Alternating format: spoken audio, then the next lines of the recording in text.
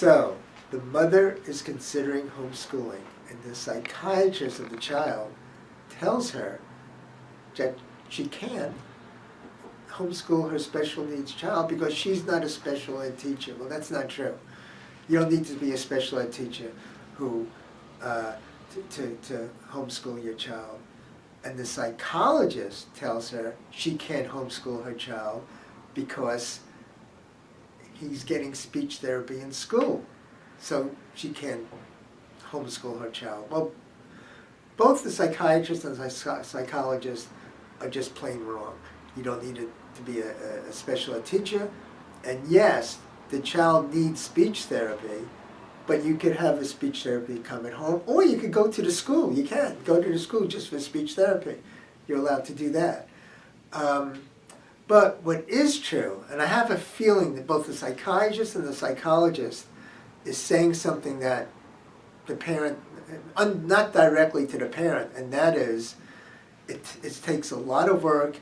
You have to hand in what's called an individualized home instruction plan, IHOP, and IHIP, home instruction plan, and that entails a large number of courses and classes and all kinds of things you really need to do with your child, and you may not be able to do them all yourself. You may have to get help doing it. It's a lot for this parent, and this parent may have a lot of anxiety to begin with.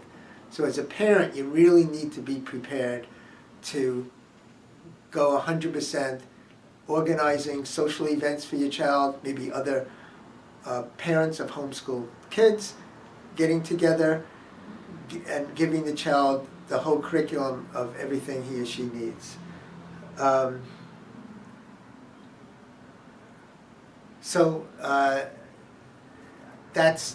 That's all I want to say about the homeschooling. And the other thing she said that was interesting, she didn't want to get the psychologist or the psychiatrist mad at her. And I don't like hearing that, because we as parents, I'm a parent too of a special needs kid, it's easy for us to get intimidated by a psychiatrist or a psychologist or even a teacher or any kind of professional, and there's no room for that. There's no room for that when it comes to your kid getting the best education for your child. I know there's the dilemma in schools, because a parent often doesn't want to go to the teacher and say, look, this can't be right, because you think in your mind that the teacher may take it out on your child. I don't know how true that is. I think teachers are really kind of open, and they want to do well, but they're just not connecting with your child for some reason. So if you go into a teacher not feeling intimidated, but feeling empowered that, hey, I know my child, I can help you connect with my child, I think most teachers would absorb that information. So when a parent comes to me and says, I'm thinking of homeschooling, I encourage it, but I also tell them how much work it's going to entail.